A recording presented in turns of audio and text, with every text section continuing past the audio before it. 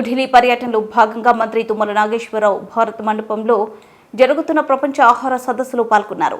Summit సందర్భంగా Lulu group chairman Yusuf Ali, మొనిన్ India MD chairman ఔరద్ మరియు BL agro MD Navneet Ravikar వంటి ప్రముఖ పరిశ్రమల ప్రముఖులతో సమావేశాలు నిర్వహించారు. తెలంగాణలో ఉన్న అవకాశాలను ఎత్తి చూపిన ఆయన రాష్ట్రంలో ఫుడ్ ప్రాసెసింగ్ యూనిట్లను ఏర్పాటు చేయాలని వారిని ఆహ్వానించారు. భారత మండపంలోనే తెలంగాణ పెవిలియన్ కు కూడా సందర్శన మంత్రి అక్కడ రాష్ట్రానికి ప్రాతినిధ్యం వహిస్తూ పలు స్టాళ్లను సమీక్షించారు.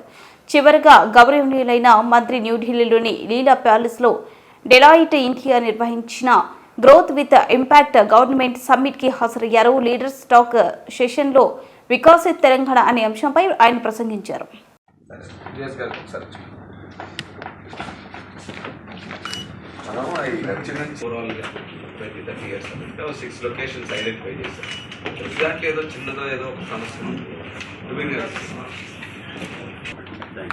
Very senior leader and he has worked with my father also.